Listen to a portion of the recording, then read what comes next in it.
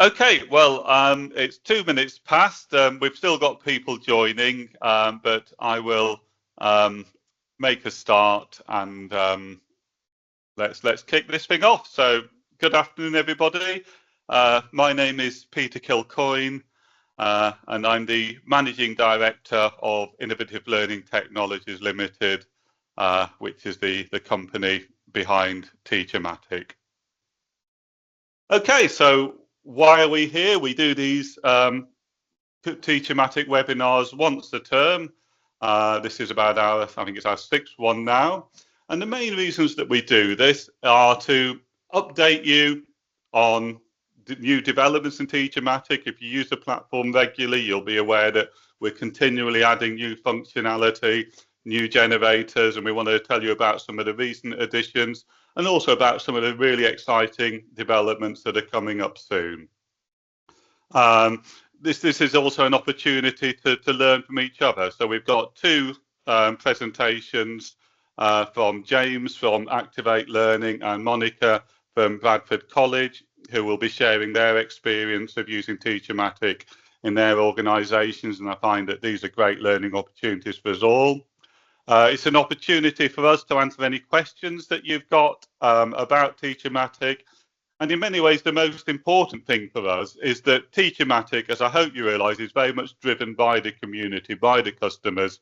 All of the ideas for developments for the new generators come from suggestions and questions and ideas that we get from the organisations and the individuals using TeacherMatic. And so this is a great opportunity for us to get feedback from you and to tap into any ideas that you have about how we might improve the platform and make it better for yourself and your organisation.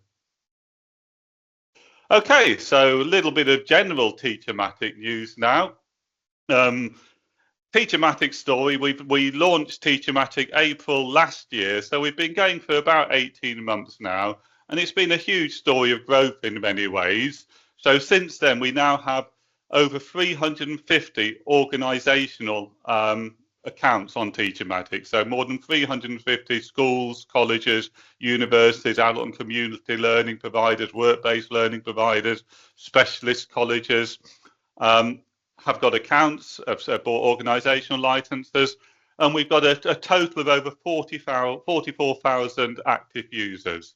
When we launched in April last year, we had 18 generators, and we've now passed the 100 generator number. And as again, I hope you see regularly, we are constantly adding new functionality and new generators, and constantly fine-tuning and improving the platform. And you'll be hearing a lot more about that today from my colleagues Richard and Ollie. Okay, another bit of news from TeacherMatic is that last month, JISC, who you may be aware, did an HE report that came out earlier an FE report, that came out earlier this year, where they worked with 8 further education colleges who were piloting TeacherMatic. They gathered feedback, they produced an evaluation report from further education, and they've now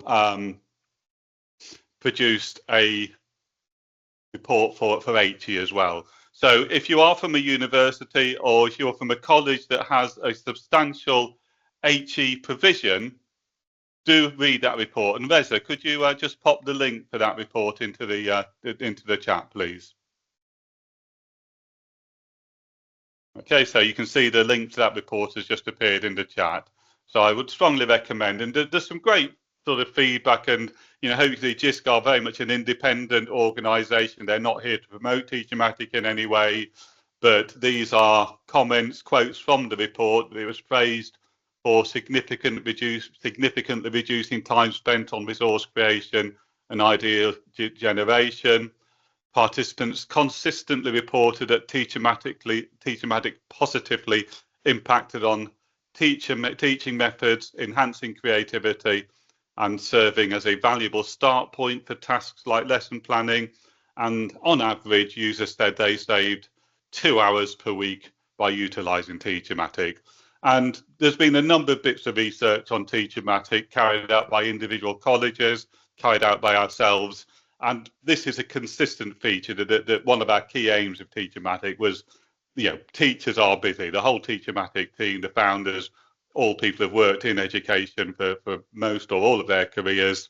We're very aware that teaching workloads have gone up, and we saw generative AI as a way to reduce those. And this finding of 2 hours actually is at the lower end of compared to some research. Some colleges have talked about saving 6 to 8 hours a week. Our own research has shown a figure of 3.8 hours per week, but all of them are consistently showing that TeacherMatic has a significant impact on workload. And it's great to see that was reflected in the JISC HE report.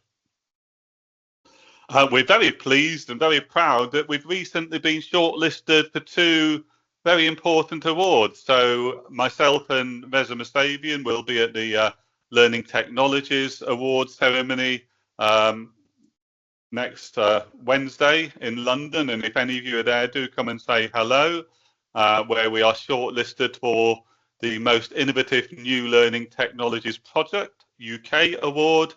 And we've also been shortlisted for the BET 2025 Awards in the AI in Education workload reduction, very much reflecting what I was just saying about the impact of TeacherMatic on workloads. We are also at the AOC conference next week. Myself and Reza will be on the stand with someone I'm sure most of you will know, Deb Miller from Hull College will be joining us on the stand. So we've got someone providing customer feedback. And again, if any of you are at the AOC conference, do come and say hello to us. And if you're not there, but some of your senior colleagues are, please encourage them to come and say hello. And, particularly if you want us to try and encourage them to purchase some additional licenses and to share some evidence that we have about how they may benefit from that, send myself or Reza an email and do get them to come and talk to us. Okay, so I just want to go through the agenda today, give you a little overview of what's going to be happening. So when I finish, I'll be handing over to Richard Goddard and Oliver Stern, both part of Innovative Learning Technologies, who will be updating you on the platform and on the generators and looking at some of the new developments that are coming through soon. After that, Ignaz Heinz. Now, Ignaz is the president and the co-founder of Averlane, which is the company that have acquired TeacherMatic back in last March. And I must say that has been an extremely positive experience for all of us at TeacherMatic. This huge growth that happened to us in the first year, when it was just the 4 of us doing it, it became really tricky. And becoming part of a larger company, which has got a lot of back end and a lot of infrastructure, has really helped us drive TeacherMatic forward without having to work 24-hour days and 7 days a week. And so Ignaz will be talking about a really important new development in TeacherMatic, which is cartridges. And Averlane have got a strong background around publishing, and there's a link between publishing and publishers' content and cartridges that Ignaz will be talking at length about. Okay, following on from that, we're moving to our 2 organisational presenters. And we're kicking off with James Keith from Activate Learning, who'll be talking about the use of TeacherMatic at that group of colleges, and I think particularly around supporting new staff. And following on from that, Monica Worthington, who is the Learning Invitation Lead at Bradford College, will be talking about their implementation. And the final session will be my colleague Ihsan Babukan, who's one of the directors, who will be doing very much a pedagogical look at TeacherMatic and talking about his deep dives, which, if you're not aware, are a monthly webinar we do where Ihsan will focus on a particular generator or a particular theme, often that's linked to the time of year and the academic cycle. and look at how you can get the most out of TeacherMatic. And if you don't attend those and your colleagues don't, I can't recommend them highly enough. They are truly inspirational. So that is the agenda. We'll follow that with an open discussion where we can all turn on our mics. And if people want to stay after 3 o'clock, we're very happy to stay and continue to chat and get feedback and ideas and questions from you. So that is the agenda. So thank you very much for listening to me. And I'm now going to hand over to my colleagues, Richard and Ollie. And just a little bit of an introduction for Richard and Ollie. Jeff, my colleague, described them as the Gandalf and the Bilbo Baggins of TeacherMatic, and you'll kind of see what we mean when you see them. Richard, if you've not met him before, is someone who's worked in ed tech for over 35 years, and he's one of the few people that, as I've reached the more senior part of my career, one of the few people who still makes me feel young. Richard is a fair bit older than I am, but he is a remarkable man who's I've worked with, for many years. He was part of the Heart of Worcestershire College team that developed the solar model. He's one of the rare people who has great teaching experience, great pedagogical ideas, but also is really, really technical as well. And he's great at building things, great at coding, great at scripting. And so I brought Richard in about, I think it's probably approaching a year now, when we realised we needed more back-end stuff around the creative building of generators. And Richard is our generative AI architect, which is a new, very trendy sounding title. And then following on from Richard, Ollie Stern, who was my Moodle guy at Heart Worcestershire College many years ago, and he's part of the original founding team who is responsible for the platform. So I will shut up now and I will hand over to Richard. Thanks very much, everybody. Thank you, Peter. I was reminded just now, Peter, when you were talking about the forthcoming awards, that you and I won a thing called Learning Impact Award in 2009 for a project Mr. Cute. Called Mr. Cute. Yes, we were Mr. Cute back in those days, in our younger days when we could get away with being Mr. Cute. Okay, yes. Richard, so do you want to pop your slides up and I will leave it to leave this all.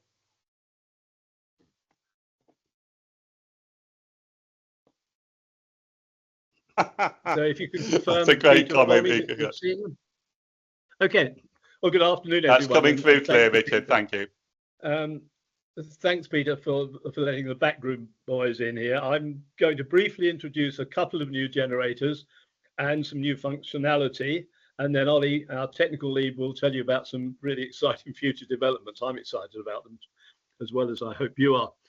If you have any questions, as has been said before, please put them in the Q&A, or if you want general comments, please put them in the chat, and we'll deal with them whenever, as soon as we can. I'm very happy for people to contact me direct, and I'll give details of my email contact right at the end. So I'm going to have a look at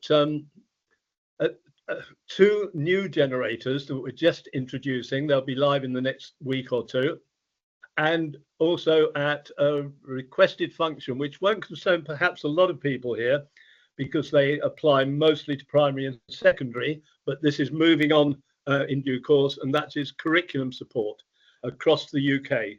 That's curriculum support for the national curriculum in England and Northern Ireland, the curriculum for Wales, and the curriculum for excellence in Scotland.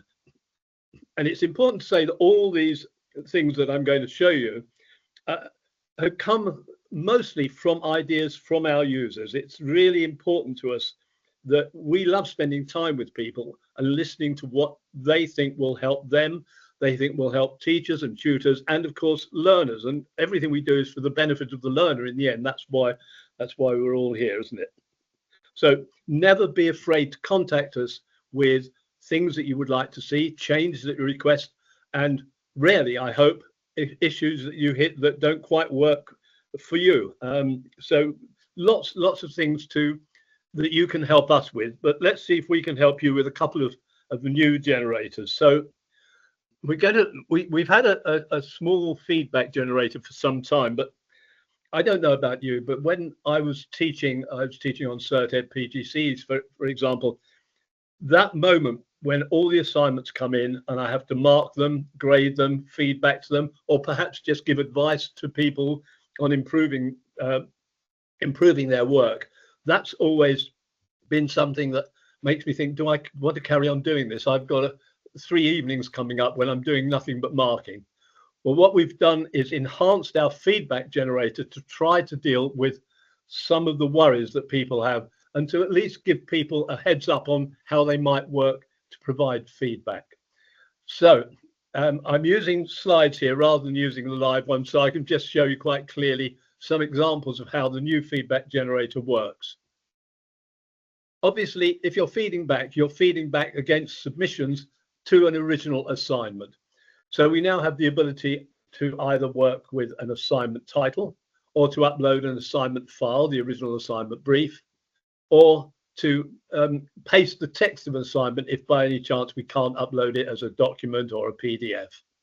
So in this case, I've chosen to upload a file, and I've uploaded a file which now shows that the file has been uploaded. In this case, it was actually an assignment called Discuss the Use of Bathos in the Works of the American Writer O. Henry.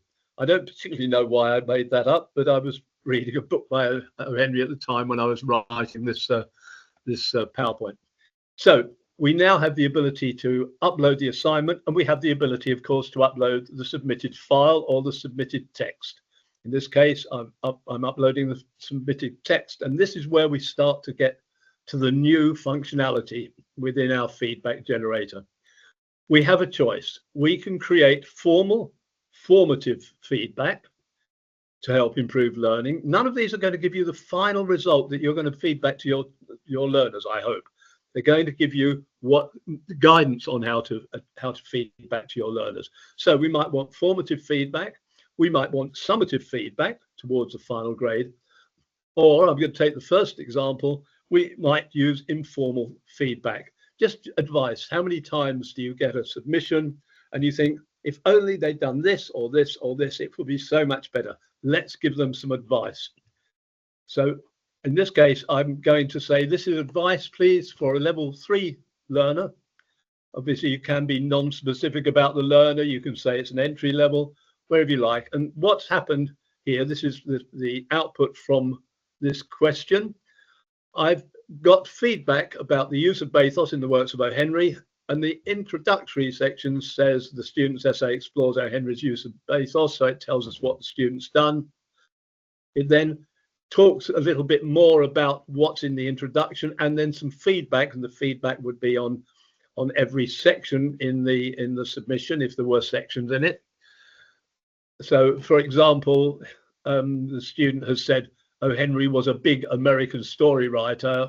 Well, it's suggesting a renowned American short story writer might be better. Towards the end of the feedback, it will give a final summary, and then some hopefully good informal advice, in this case to a UK level 3 student. You've done a good job. Here are a few tips. Be clearer in your definitions. Look at your sentence structure. There's some grammar and typos in there. So basically what we're doing is we're giving feedback which will help the learner to improve their work. That's the basis of the advisory section of the new feedback generator. We can then look at other forms of feedback where there are other options available to us as well. So let's take this example. This is formative feedback.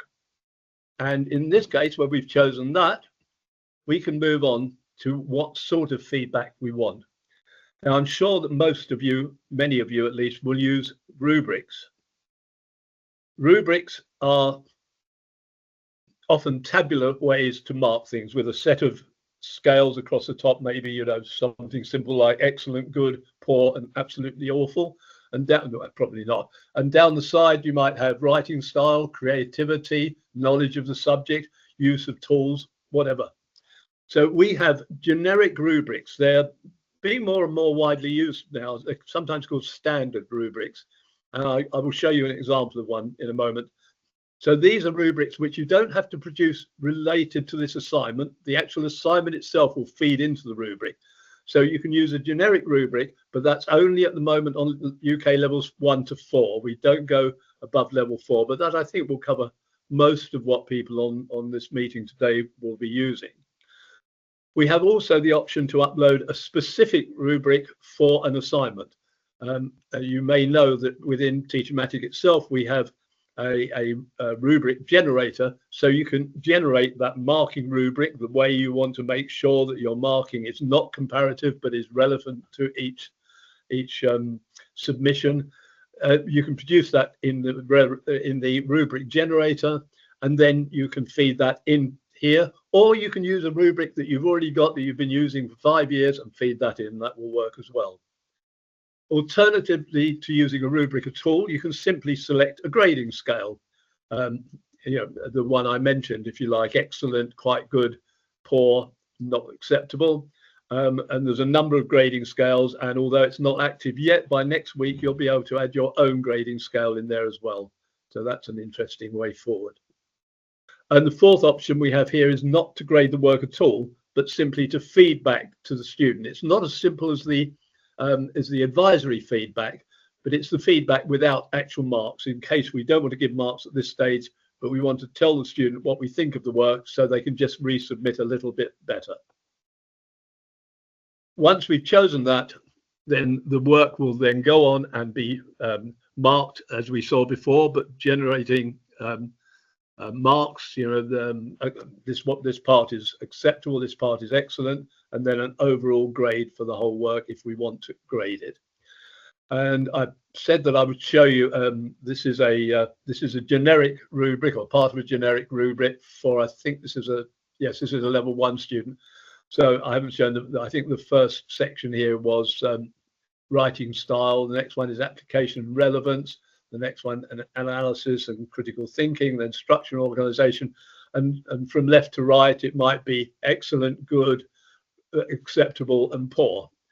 So that's the sort of rubric that is already there for you. You don't have to work them out for yourself. You don't even have to create one in our rubric generator. It's already there. So that's looking at the new feedback generator very briefly. I apologize for rushing through, but there are 3 things I want to talk about. So that's the feedback generator. Now let's move on. I'm sure if there's any questions about rubrics, please put them in the questions and answers, and I'll come back to you, because I know that some people are more familiar with them than others. Okay, let's have a look at T levels. Many of you, there are 170 colleges, I think now, and lots of other organizations as well, running T-level courses. T-level qualifications were introduced, 2020? I think the first 3 came out in 2020, and there's been about 8 or 9 added each year since, 7 or 8. Just in case you don't know much about T-levels, essentially they are sort of replacements for BTECs and MVQs or SVQs in Scotland, not quite the same thing. A T-level is a 2-year course in which 80% of the learner's time is spent in the classroom, in academic studies, and these are quite academic. They're quite high-level academic courses, and 20% is spent in placement in industry or the relevant organization to get the practical experience. A completed T-level is equivalent roughly to 3 A-levels. There have been quirks. Some higher education organizations have not accepted T-levels as being equivalent to 3 A-levels.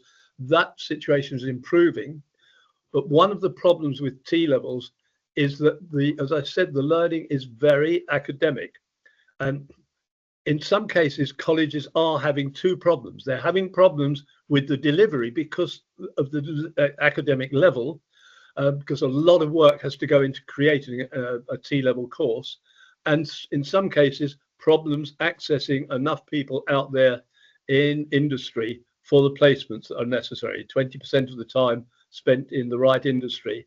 That's not easy. It doesn't always make for an easy life. in case you want a bit of background, early on, and it's improving, but not very much, the dropout rate on T-levels has been around 30%. Only 70% of students have been reaching the end of their T-levels. That varies across the country and from institution to institution.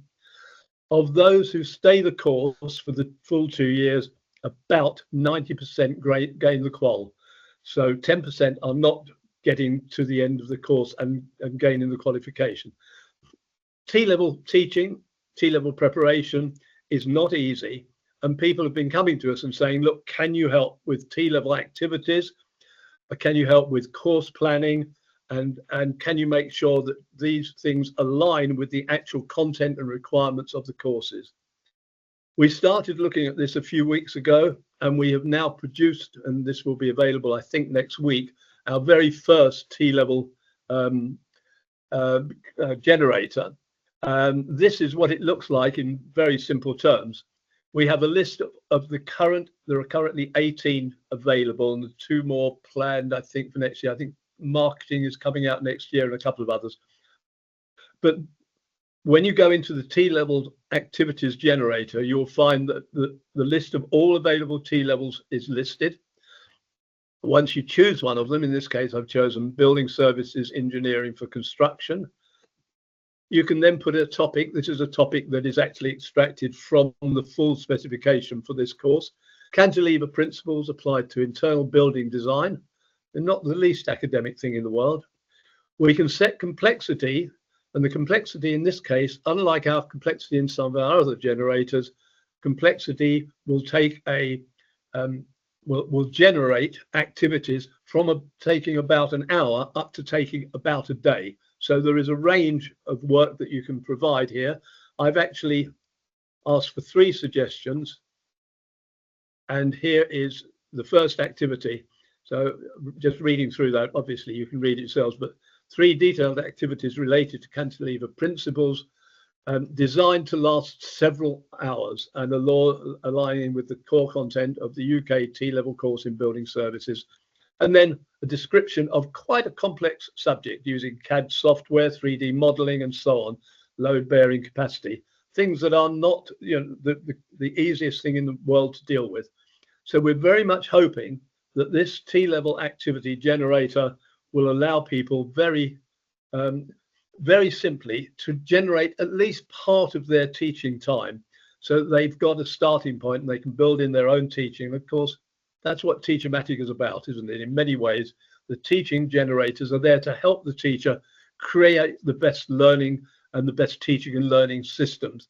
We're not taking over the teaching, we're giving some background, and I hope very much that this will do so for you. So if you are involved in T-level activities, please do get in touch with me. I'll give the email address at the end, and we'd love suggestions and ideas about things that would help you. Very briefly, Peter, I'm aware that my time is running out. I apologise first of all to anybody in Wales for calling this. This is not my fault for once. The Welsh National Curriculum, the National Curriculum in Wales is called the Curriculum for Wales. That will be corrected this afternoon after I finish this talk. But we can align with curriculums in many countries now. In this case, we're looking at the United Kingdom, where there are essentially 4 different curricular bases on which courses might be planned. We have the English National Curriculum, the Curriculum for Wales, the Northern Ireland National Curriculum, which goes down to a slightly lower end with foundation stage, and the Curriculum for Excellence in Scotland. We can now align our output in the lesson plan and in many other generators with curriculum requirements. Don't have to, you can ignore them, but the curriculum requirements in this case, so bearing in mind we've got the wrong name, Welsh National Curriculum, we can align with Key Stage 3, so what are we talking about? Younger secondary learners. And we can look at the subjects, and in Wales there are 6 areas of curriculum: the expressive arts, health and well-being, humanities, language, much slimmer than the English version. Many of us think that the Welsh version is actually very interesting because it's much wider spread. The Curriculum for Wales is, in case you don't know, is a more the rounded human being that will be produced at the end of their learning. rather than focusing in very much detail on things. But basically, going back, there we are. So we can choose the area that we are in, and we can choose the key stage, remembering this only goes up to the end of secondary at the moment. Key stage 5, of course, will be dealt with mostly by awarding bodies, and that's another area we're looking at the moment, aligning with awarding body requirements. We choose the sector that we want, and the result, once it's displayed, will include something along these lines. This lesson aligns with the Welsh National Curriculum for Key Stage 3 Science and Technology by doing the following.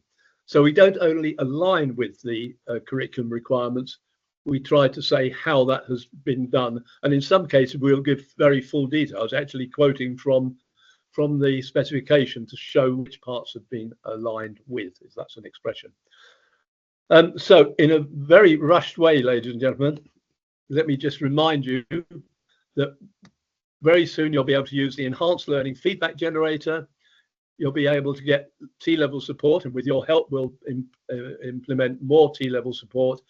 And you can already, in the lesson planner and in all the primary sector teaching generators, and coming soon in all our teaching generators, you'll be able to align with curriculum requirements if you're teaching in that Key Stage 1 to Key Stage 4 area. Peter, that's a very, very much a rush through. My apologies for that, but I hope it's given some ideas of what's going on. Thank you very much. That's fantastic, Richard, and some great feedback. Some people are loving the new generators. Lots of questions for you to pick up on. Okay, if I can now quickly hand over to my colleague Ollie. Richard, you just have a look through all the chat. And Ollie, if you want to pick up, and if you need 15 minutes, Ollie, no worries. We can. We've got Slack at the end. We can pick up.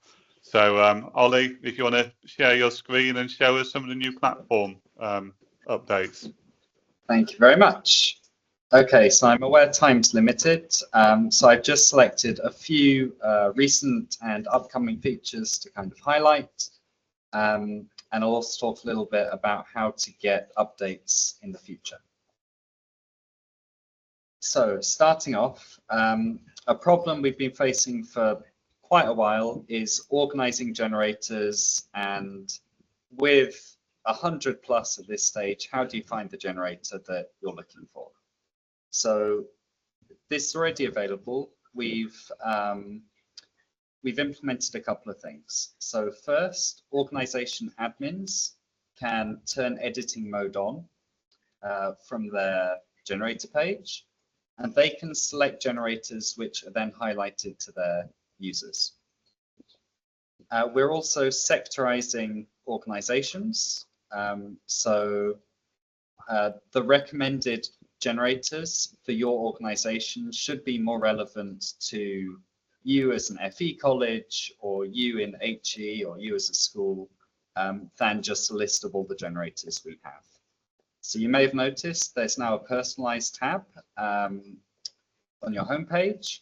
If you click that, that includes all of your favorited generators, anything your organization admin has highlighted for you to see, as well as some recommendations based on your organization and which sector it's in. So we're still doing work to sectorize and to choose the best generators for certain sectors, but those recommendations should get more and more accurate and more useful over time.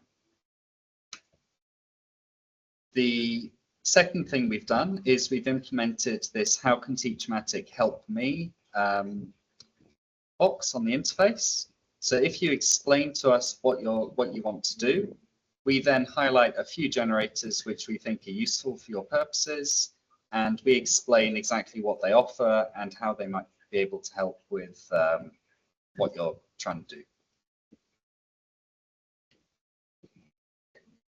We're also, next week, we're implementing something called Announce Kit. So this will be a really handy way of being able to get updates from us. You won't need to wait until the community webinar or wait for a newsletter.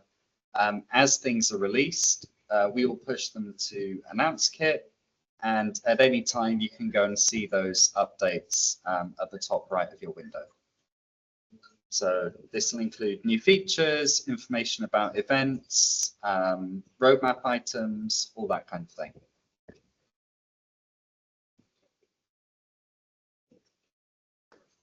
We've also been migrating to newer language models, which have certain capabilities that we didn't have before. So we can already support Excel and CSV uploads, and some of the generators in our initial testing have done a remarkable job of analyzing data and processing Excel files. You'll probably start to see this being implemented on certain generators where it's relevant over the coming weeks.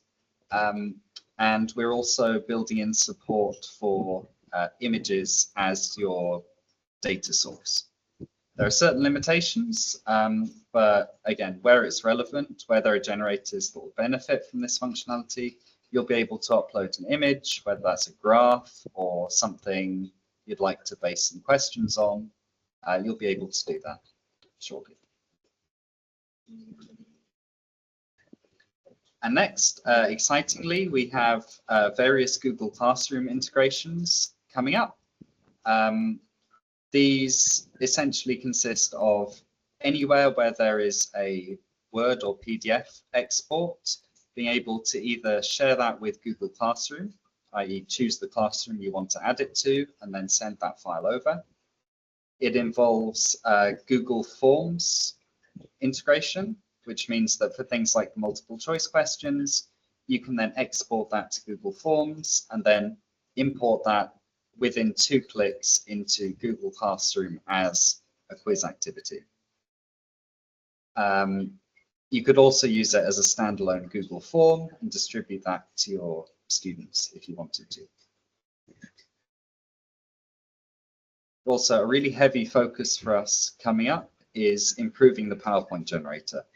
It's clearly one of your favorites. It's one of our most used generators, and we're now really working on improving that. That starts with what you're seeing on the screen now, which is a preview of the presentation before you download it. But it'll also include things like being able to regenerate slide content, change the slide layout, regenerate images, that kind of thing. So I'm really looking forward to rolling out this feature, and it may come iteratively with perhaps the preview coming first, but we're aiming to get dramatic improvements to PowerPoint coming out within the next couple of weeks.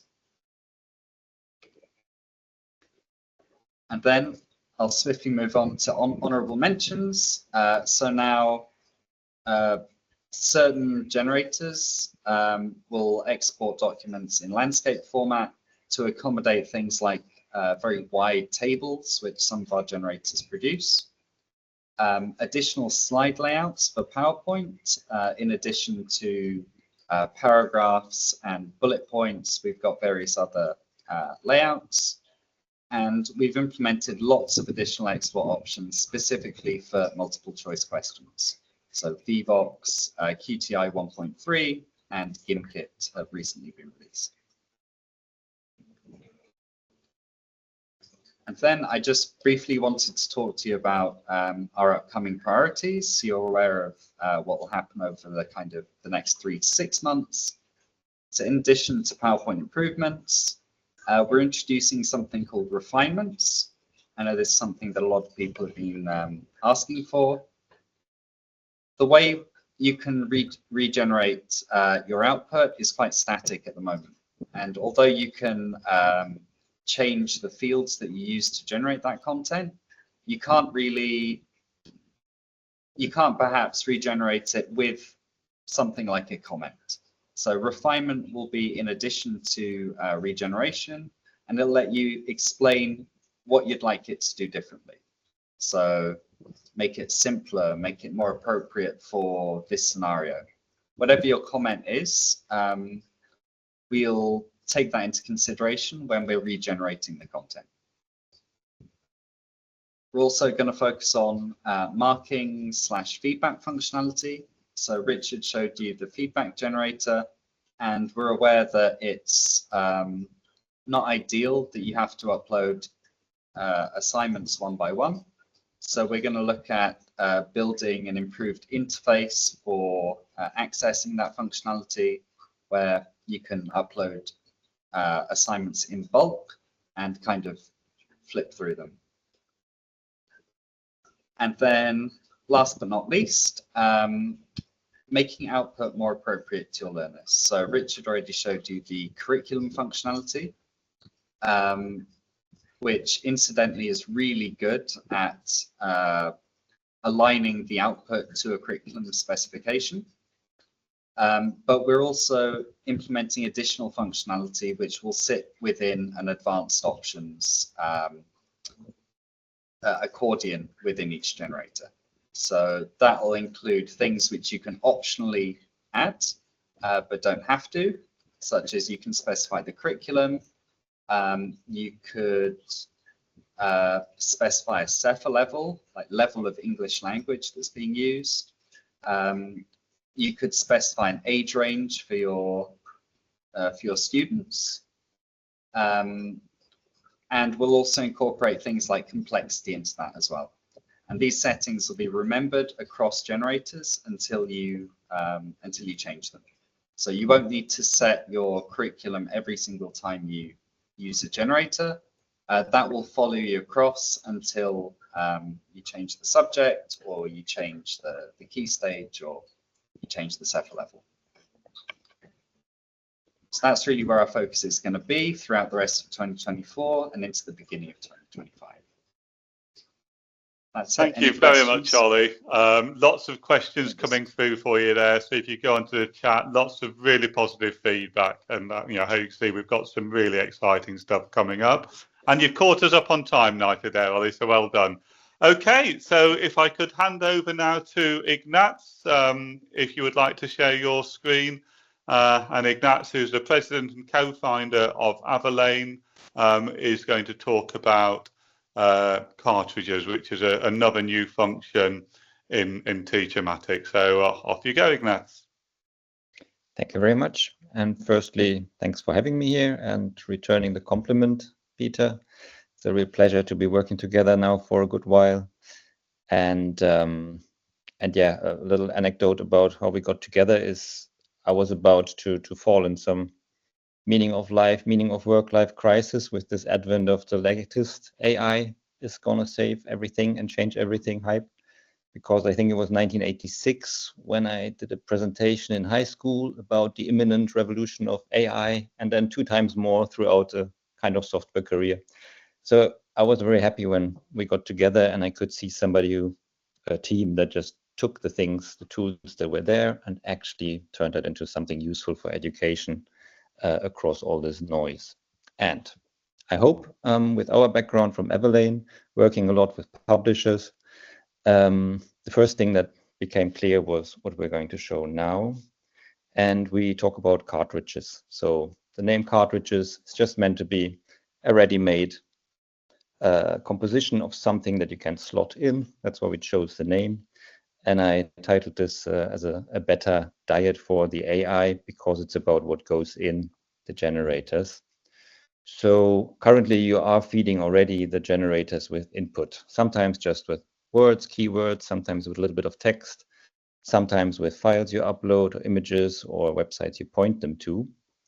And this is different from obviously the big model training. So none of these things are going to be given to anyone to feed it, but you probably have noticed the better the input, the better the output, and the generators can be more accurate, can be more aligned to what you want, depending on how good the input is you have given there.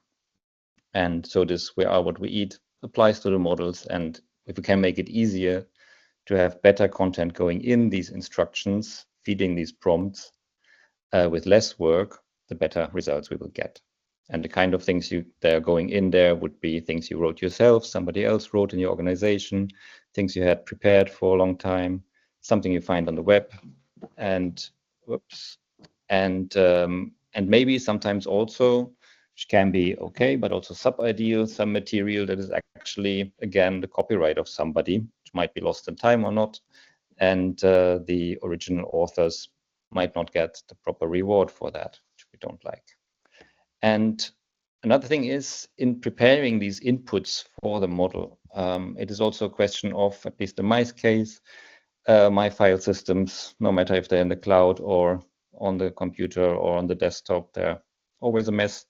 And we have to do this work of, as we work more with generators and with AI in general, there is a work of organizing the material we give it again and again.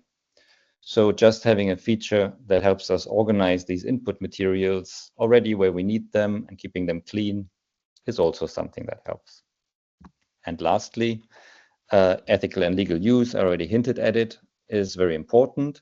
And this can be just inside an organization, to not just use something from somebody who never agreed, even if he was in the organization, to make sure that what is being used has a certain level of quality and is inherently correct, or to use material from publishers or open source organizations in a way that honors them, whatever that might be. It could just be a necessary mention, it could just be a reference to the original author, or it could be that there needs to be some kind of licensing agreement with somebody, or often just checking that, okay, we already paid for the book, so why can't we just easily use this here? So this is all what we try to do with the cartridges. And I will show now a little bit, because it's already implemented. So the question is now about rolling it out and learning a bit about it. So it's another pilot phase. So these won't be activated for everybody in one big swoop, but we ask for people to participate in trying them out. And if that made sense, I would switch to this screen. And we're now right in TeacherMatic. And I'll just do a quick check. It's so silent, but that's probably fine. Everything okay, Peter? Am I doing okay? Everything's coming through clearly. We're seeing the multiple choice question screen now. Okay, great. So the way where it would appear is this little thing here, this cartridge pop up, and for example, in a multiple choice questions. And if I click on that now, I do see, which depends on arrangements then, some providers. I do see maybe a publisher we are piloting with Oxford. And I also see my own organization and also here a test organization. So if I now want to do a multiple choice, let's say about woodworking, and the content that I'm using here that I have in this cartridge, to show that briefly, whoops, be this one here. So this is just something, well, I'll pretend I wrote it myself. I didn't, but it's a PDF, a little 5 pages of what could be an introductory textbook. And this is what I have had fed into the cartridge, or my organization has done for me, or maybe it was even done by an outside source, and I just select it. So I pick it and I say, please, based on these pages that are already prepared, a quiz for starting the class based on this document. The rest we know. And now the advantage will be, as you already know, if you have been using file upload or point to it, this will use the correct terminology as in the document. It will be already on the same level.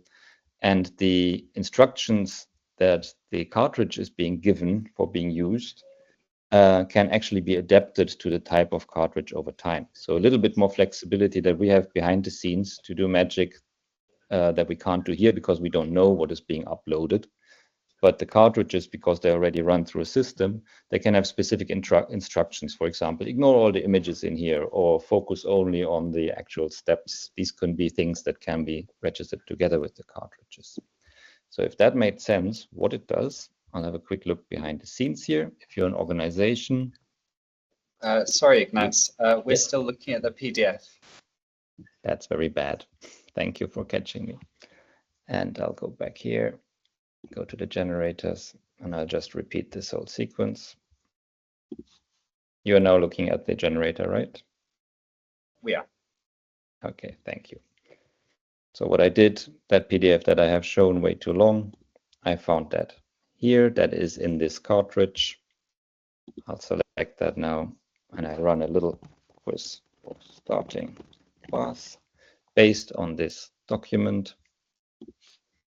There we go. And as I said before, the advantage is now this is using terminology as in the document, is very close to it. And the way it's currently set up for this cartridge, it sticks as close as possible to the content rather than using the model's imagination and introducing other aspects. Right, if that made sense, a little look at how this looks in the organization. So a crucial thing is to imagine, yes, there could be outside providers, but there can also be something that the organization runs. And you could ultimately have one or more people responsible for keeping this library ready and fill it with new cartridges yourself. And there are organization hierarchy helpers like series and collections to keep a good taxonomy in that library. And if you look inside such a cartridge, you can actually upload PDFs or images yourself. So if I look at another example I did here for a cooking class, I think I did the cooking 1850. And what I did for this, I just went to the, now I have to make sure that I shared the tabs properly. So I just went and looked for vintage cookbook 1850 recipe pages.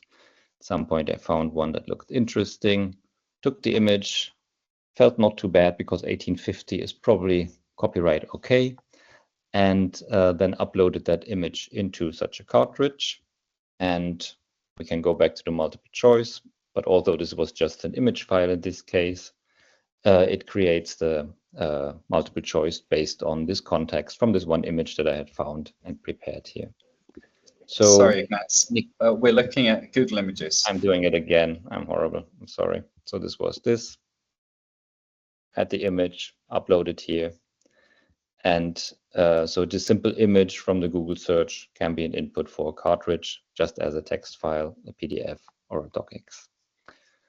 And I think there we go. So I would be curious for questions. I'll just look out for questions. I hope this all made sense. And sorry for my bad usage of Teams. No worries, that was brilliant, Ignaz, and then lots of really good feedback. This is brilliant coming from Adam. So if you've got any questions, type them into the Q&A. Any comments and feedback, type them into the chat, and Ignaz will pop those up. And as Ignaz said, we are looking for a small number of organisations, and it will be a first come, first served to pilot this with us. So that would be about either building your own cartridges within your own organisation, to where you're building your own collection of content for your staff to use, or potentially working with some of the publishers that we are working with and accessing theirs. So if you are interested in doing that, there's no cost to the pilot at all. Just send me, peter@teachermatic.com, an email, and I will pick that up. Just send it through to me on an email. I see some people, and it's very much first come, first served. But this will be rolled out to everyone in time. Okay, thanks, Ignaz. And you actually got it a little bit ahead of schedule, which is so rare in a webinar. Do you want to keep those minutes, or shall I? Do you want to keep those minutes, or shall I show what happened to that image? But you've got 2 more minutes, Ignaz. 3 more minutes if you'd like to share some more of these goodies. Because there was just one question coming in. What did you create from the image? So I could try and quickly show that still. Oops. Click your screen share again. Yes. Got it. Okay. Generator.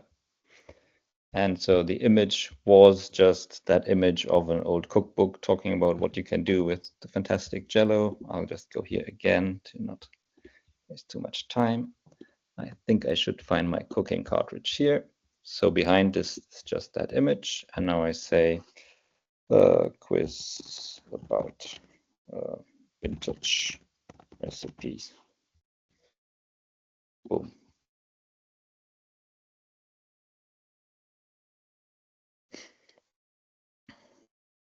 There we go.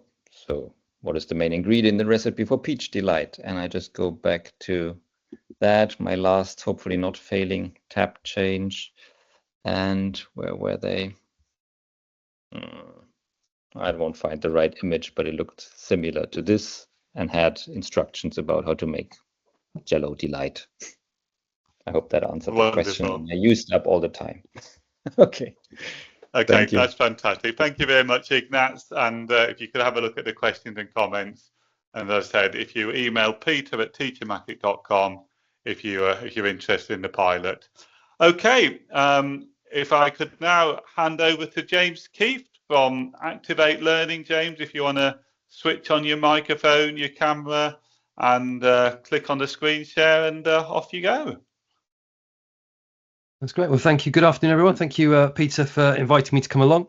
So, as Peter suggested, I'm just going to talk a little bit about how we've been using TeacherMatic. I thought, just for the benefit of those who don't know who I am and what I do, I thought it's worth giving a bit of background. So I work for a large education group called Activate Learning, and we have colleges across Berkshire, Oxfordshire and Surrey. And my role, and the reason I mention this is because I think it's quite pivotal to how we're using TeacherMatic, is I head up our teacher development across the group, and that includes overseeing teacher induction.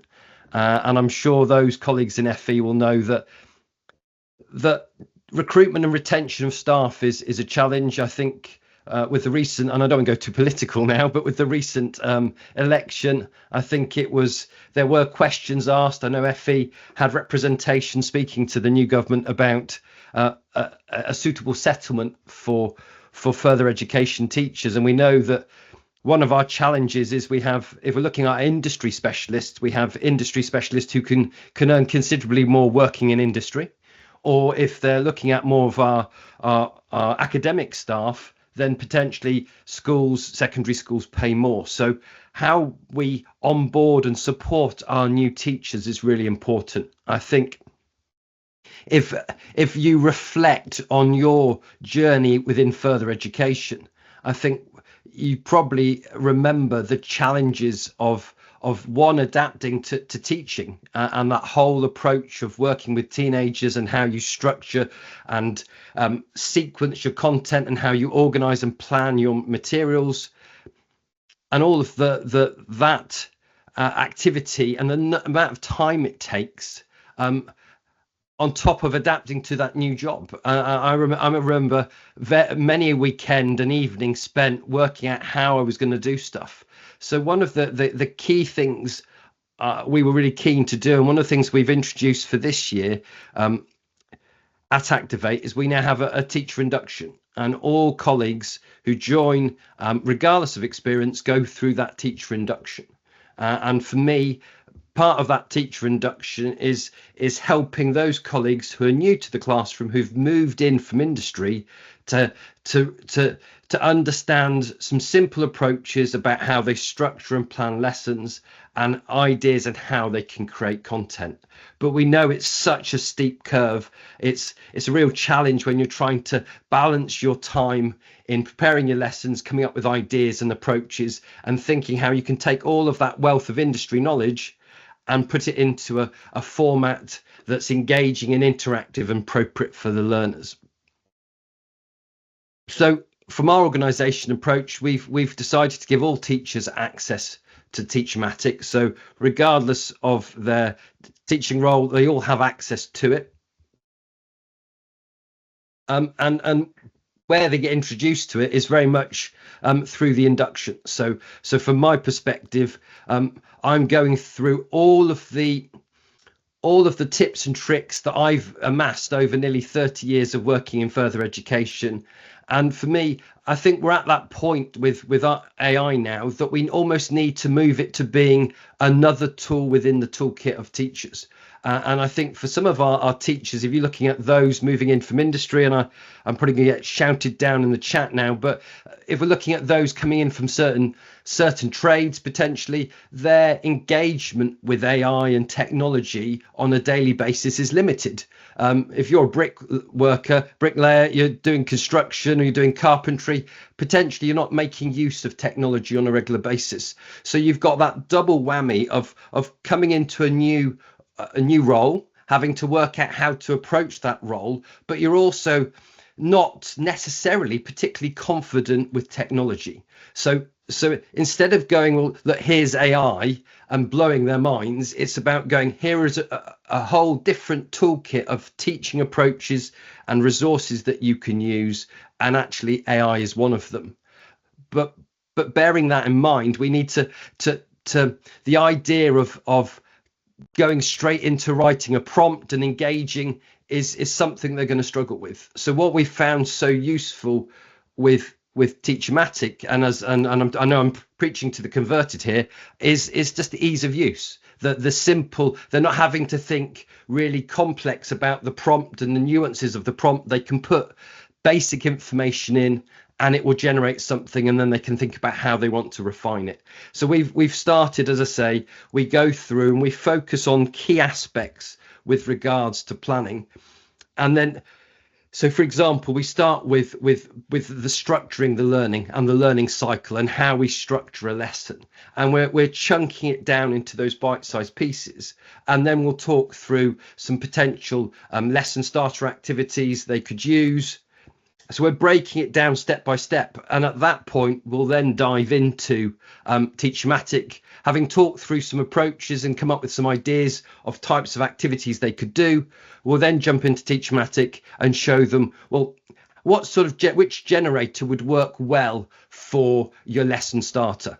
And it's that granular approach that we take. So we're sort of holding them by the hand, but we're going through some of the, I'll call it the analog, the traditional approaches, and then we're introducing them to AI. So we're not going to blow their minds. We're not shortcutting straight to AI.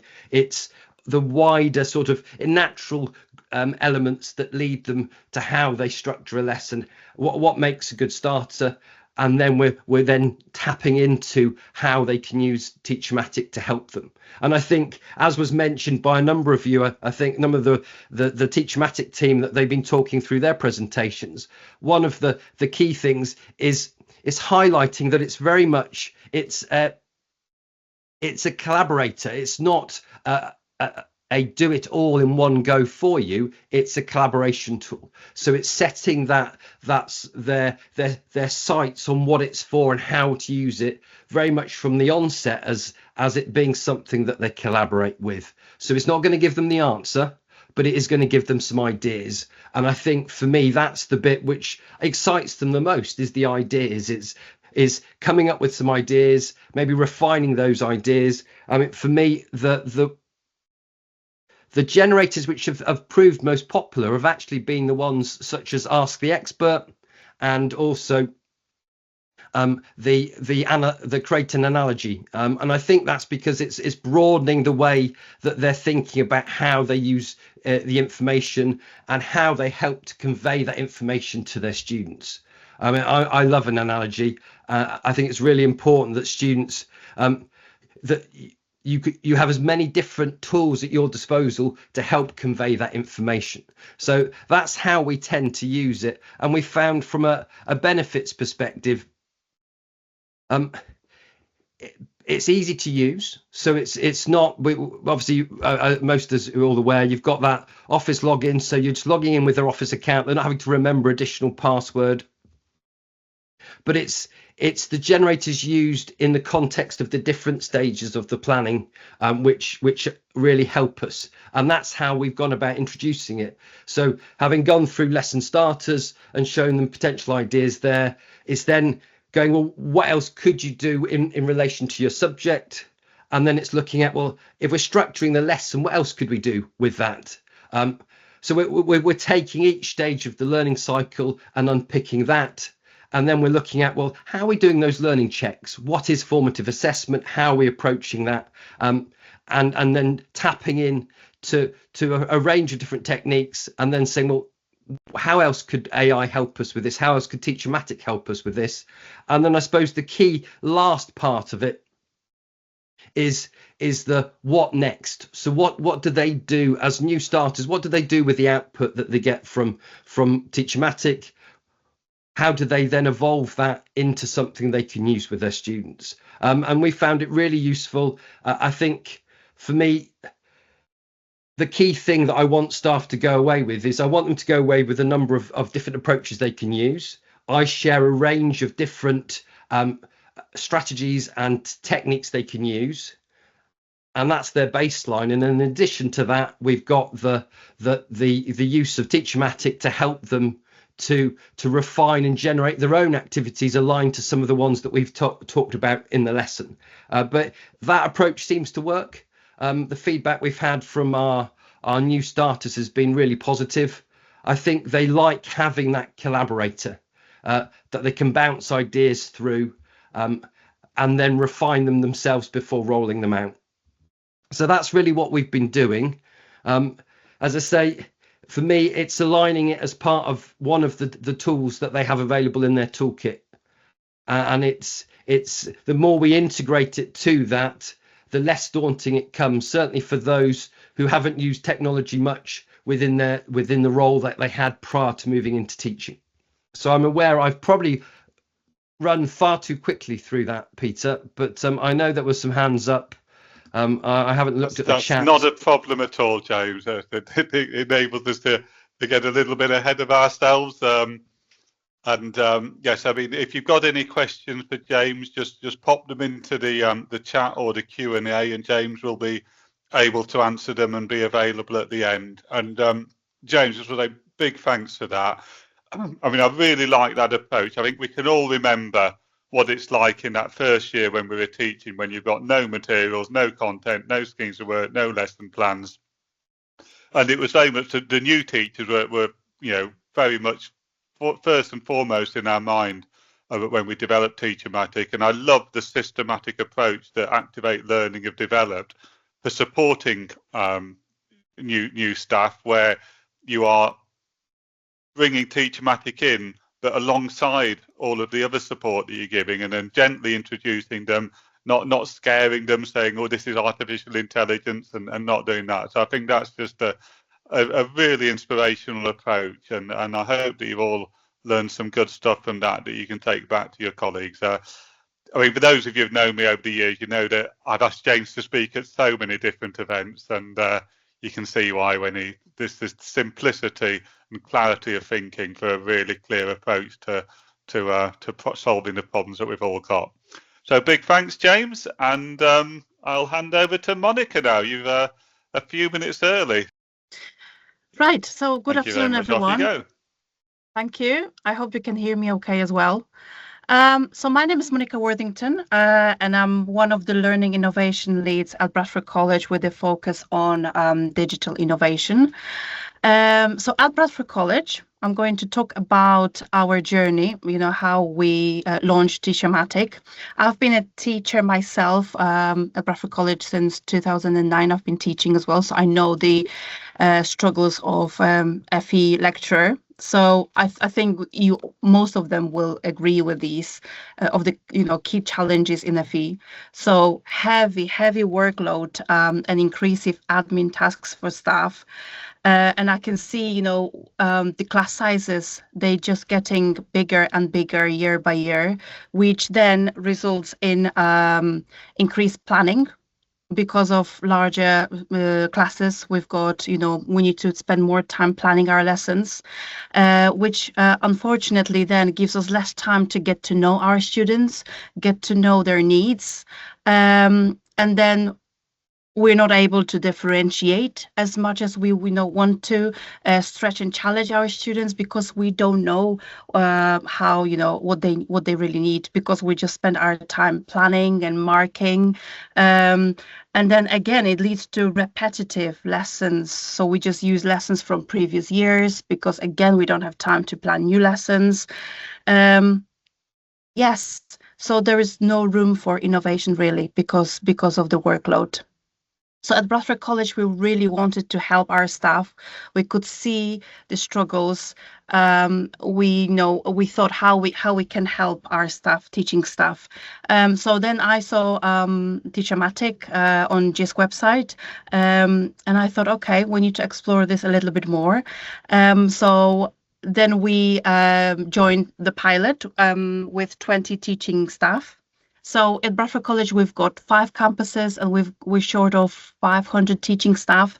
So it was very difficult to reach to everybody. So we created like a digital community on Microsoft Teams where we share best practice, we share the tools that we use, we share ideas. So I've asked staff, who would be willing in taking part in this pilot. So we had 20 staff on board. And I think we ran a pilot for a month and then we gathered some feedback and it was absolutely positive. Staff were really grateful to be able to use TeacherMatic for that a month. 80% of our staff found TeacherMatic extremely user-friendly or very user-friendly. And this is what I love about TeacherMatic. Staff with low digital skills, they don't need much training because the interface is just so easy to navigate. So even staff with very low digital skills, they don't have to be anxious about it. They can just log in and they can, find generators, which again gives them ideas also, what they want to create. Not like a normal AI, you in front of ChatGPT, it gives you ideas what you want to do. So again, seamless transition. So it's absolutely great, fantastic to work with Peter and Isam. We've had lots of training that they delivered, very simple training that our staff needed. And whenever we need anything, they're there for us. So we were very grateful after, our pilot month, I think it was.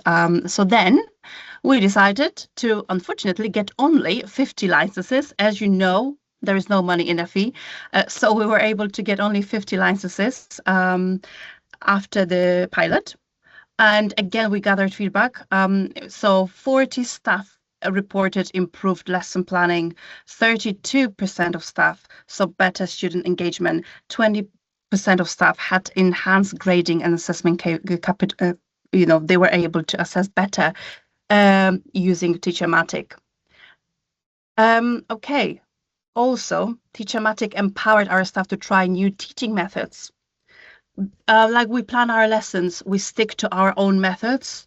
We just do whatever we think works well, but we don't think about, maybe some, not all, we don't think about, okay, what's new? What can we try better? What can we try now? What other teaching methods we can try now? When you use TeacherMatic, it gives you ideas what you can do. You can do debate, you can do, multiple choice, you can do this and that. So now TeacherMatic has become an integral part of our toolkit, and we hope that TeacherMatic is here to stay. So we can see it significantly reduced staff workload. They have time now to talk to students, get to know them better. And that's really positive. That's really positive. And we are very lucky to revamp our FE observation process. So now we've introduced something called RAISE, which replaced the FE observation. So we have learning innovators that work with our staff throughout the year on their, so staff pick a target that they want to work on throughout the year, and they get an assigned learning innovator that works with them. That's why these learning innovators are able to show staff what we've got to offer, like TeacherMatic, Microsoft tools, and are able to give them training as well. So that helped. And believe me when I say that after last year, I got messages every day asking for a license for TeacherMatic. Every single day I had. So I was really limited to 50 licenses. So I had to look, how I can accommodate everybody. So then luckily we managed to get more licenses, and now we're short of 200 licenses. Everybody's using TeacherMatic. Really positive feedback. So you may ask yourself a question like, okay, TeacherMatic, we've got ChatGPT, we've got Copilot, how is this different? And this was my question when I first discovered TeacherMatic. I even emailed Peter saying, how is this different? Like, this is what ChatGPT can do. But then he said, well, just try it. So I tried it, and then I thought about, our staff who are so busy teaching every day and planning every day, even staff with advanced digital skills. When you are after all day teaching, you sit down in front of a laptop, in front of ChatGPT, let's say, and you don't even know yourself what you want to really create. not to mention staff with very low digital skills. So when we didn't want to introduce ChatGPT or Copilot to staff to make them even more anxious. They will say another app that we'll have to learn to use. We'll have to learn how to write prompts. So we didn't want that. We wanted something simple, easy to use, and this was really, really good. So TeacherMatic is created by educators, which is really important, so they know the struggles, what we face every day. Really easy to use. Like I mentioned, ongoing training. So Isam delivered some great training to our staff, and then we ourselves would deliver in-house training as well, one-to-one training, group training. We in our college, we try to do like monthly webinars focused on one app. So TeacherMatic appears very often, the request for TeacherMatic webinars. Lectures experience minimal anxiety when using TeacherMatic. It's really straightforward, really easy to use. Yes, so I really hope that we're going to keep TeacherMatic, and I know that they keep introducing new generators whenever we have any feedback. When I get feedback from staff, when I have my own feedback, I know I can pass it on to Peter and Isam, and they always take it on board. So it keeps evolving. I can see TeacherMatic keeps evolving, which is great. Here is a quote from one of our learning innovators, Sarah. She's been really, really promoting TeacherMatic, and whenever meeting with staff who were complaining about heavy workload, she introduced TeacherMatic to them, and they were all overwhelmed. And they said, like, why I didn't know about this. There is even, if you read the quote, it says, one of the staff said, I was asked why TeacherMatic is not shown on teaching qualification. So really great feedback, really great feedback. And there is one quote from one of our maths lectures. So again, it mentions, saving time, planning, high quality materials. So really, really positive feedback. Right, thank you very much. Again, I run through this very, very quickly. If you have any questions, if you want to contact me, here is my email address. Yes, and thank you very much. Well, again, big thanks to James again and Monica for sharing lessons that are going on within organisations that are using TeacherMatic. And now handing over to my colleague and dear friend Isam. Who never ceases to amaze me whenever he does his fancy stuff about how teachers can make use of TeacherMatic. His deep dives are getting such positive feedback from the people attending them, and he's going to talk a little bit about those now. So over to you, Isam. That is so kind of you, Peter. Thank you so much. Honestly, incredible. And I just want to echo what Peter said about these two incredible and inspirational presentations from James and Monica, and it really gives us so much pleasure to hear about the impactful difference TeacherMatic is making in teaching and learning and reducing teacher workload. It means so much to us, honestly, and we're just so thrilled to be part of this positive change. We really are incredible. Thank you very much. So Deep Dive Wednesdays, what are they? Basically, they happen at the first Wednesday of each month, except when it falls on the holidays, on the half terms. So they're monthly sessions designed to help educators fully explore and utilize TeacherMatic generators to make teaching easier and more impactful. These sessions are only 45 minutes. And as I said, they're held on the first Wednesday of each month, except when they fall during the half-term breaks. And they are from 1 to 1:45. And they are timely themes that roughly match the academic calendar. And what I mean by that, for example, in September, we had a deep dive, which I'll just briefly describe in a bit, where, it was about getting to know your students better. So we explored generators that would be suitable for that task. So each session kicks off with 30 minutes where I do an in-depth look at the selected generators, and then it's followed up with a 15-minute Q&A where participants can ask questions, get tailored advice, and connect also with fellow educators. And I find that part, the last 15 minutes, so interesting, and it gives us a lot of feedback with that. So the first one that we did is in September, and as I said, it was getting to know your students, and it was all about learning how to understand your learners better. So we covered many generators that help collect and organize information so you can set the stage for a more personalized and effective teaching. The last one we did, which I thought, I know I'm being biased, I thought it was just so useful, and it was titled "If You Fail to Plan, You Plan to Fail." And I thought this was so timely and so helpful for teachers because it went through the TeacherMatic generators to help teachers, help them prepare for that anxious period in terms of lesson observations. So we went through things like the lesson plan, the multiple choice, the survey, ask the experts. So we went through all the generators that would be really suitable in preparing for those lesson observations. And the next one we're doing, which is going to be on the 4th of December, the first Wednesday of December, and I've just come up with this title actually, From Hours to Minutes, Simplifying Feedback with TeacherMatic.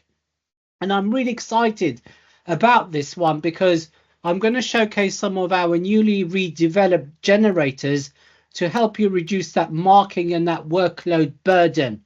Richard has already touched on the feedback one, but there are also some others, so I'm going to go and do a deep dive on that.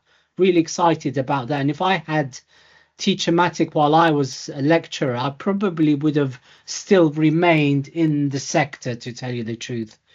So that's that. Now the important bit.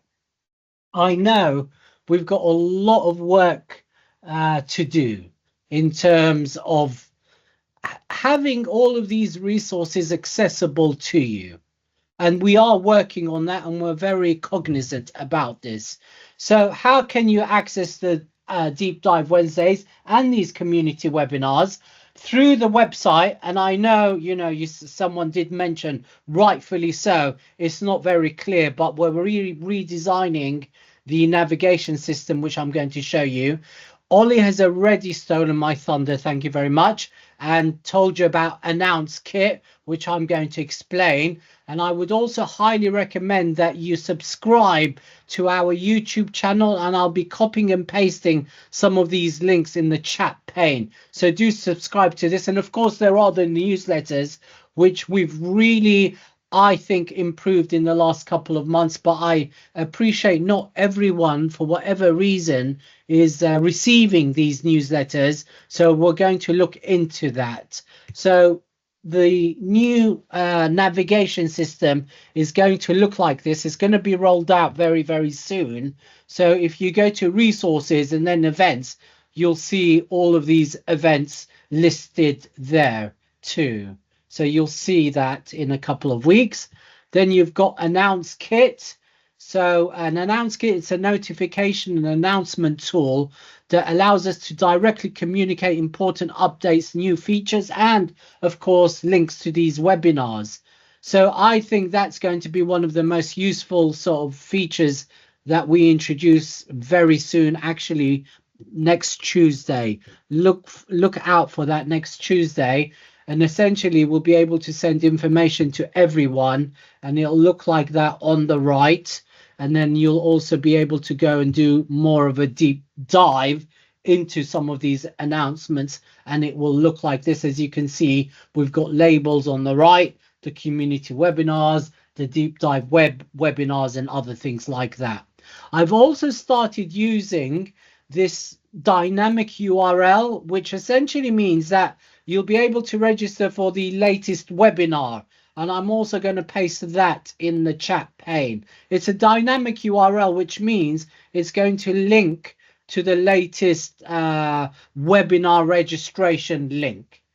Okay, and then I just want to say thank you so much to everyone. It means so much to us, your engagement, your passion for TeacherMatic, and all of this feedback that we receive that allows us to continuously improve and develop TeacherMatic. So once again, thank you very much. So I'll give you an example. It's called SPAG. It wasn't working very well, but when we updated our model, which is 4.0, by the way, now the latest ChatGPT model is just improved things so much. So it's called the SPAG, right? And obviously, as teachers, lecturers, we have to give feedback on spelling, punctuation, and grammar. So if I just click on the, by the way, I'm not sure if Ollie did mention this, but this is an improved search box, whereas before it was only searching keywords in the title, but now it's searching keywords in the title and the description. So that's definitely an improvement here, by the way. So if I wrote, for example, punctuation in here, it will also find that generator. Right, I would definitely favoritize that if I was a teacher. So I'm just going to click on the use button, and then you've got two options, whether to upload the file or paste a text. So I'm going to paste the text, and this is a typical scenario of how I would use it. So at the beginning of the year, I used to teach on the BTEC level 3, and I used to get students to write why they applied for this course. So you can imagine I had, I think, 5 classes. On average, 25 students per class. You can do the maths on that. And then it would take me, what, at least 20 minutes, 25 minutes, half an hour to give feedback to each of the students. Peter's really good at maths. He might want to put the sum in the chat pane. And basically, I'm just going to put some text in here. And this text is typically what a student would have written, right? So basically, I'm applying for why I applied for this IT level 3 course, would have written some text. It would have, had spelling and grammatical sort of errors in there. And then I'd have to give feedback to each person. Now, we're not saying that you just get this feedback and give it to the student. We always like to say and reiterate all the time, TeacherMatic is a strong first draft. It's not meant to do all the work for you. It's meant, to reduce that workload burden, but you are the ultimate authority. So you must make sure that what this produces is accurate, and that you'd want to put your insight and creativity on top of what this produces. Okay, I think that's really important to emphasize here. So I put in the text here, as you can see, and then I'm just going to click on generate. Right, and it's going to generate this table where it will give me the what went well, writing style, punctuation, grammar. It's better now, Natalie. We've only recently improved it in the last 7 days, so please do come back and try this out. But Natalie, I want to show you something really exciting. Check this out. All right, so, and this is where this personalized learning comes into play, right? So this student has produced this work, and I want to give him, some tasks so they can improve this. So what I'm going to do, right, check this out. I'm actually going to just copy everything. It might not do a great job, but I'm going to show you 2 things here. I'm going to go to the smart targets. I want to create some smart targets based on this student's work. And I'm just going to dump everything I've copied, right? And I'm just going to click on generate. And there we have a reasonable smart target for this student. All right. I can even click on regenerate and it'll probably even do a better job. Right, so this, it's a bit, third, so it'd be more if I said you will, so I'll have to change that. But these are the smart targets that I have, that I have produced just from copying this feedback here. Now I'm even going to go a step further and I'm going to copy these spelling mistakes here. I'm just going to duplicate this tab. And I'm going to go to one of my favorite generators, which is the quiz generator, the multiple choice quiz generator. I'm going to click on use and I'm just going to dump that in, right? As easy as that. I'm going to click on 10 questions and generate here. And it essentially is going to create a quiz based on those spelling mistakes. I mean, how incredible is that? In literally seconds, I've created the SPAG. I've created some smart targets. And I've created now a quiz that I would be able then to send out to that student using Microsoft Teams. So all that personalized learning using Teams assignment and forms, I can direct this quiz specifically to that person. Literally done, as you can say, in 2 minutes. All right, so that's the power of just using some of your creativity, copying and pasting things from one generator to another. Right, excellent.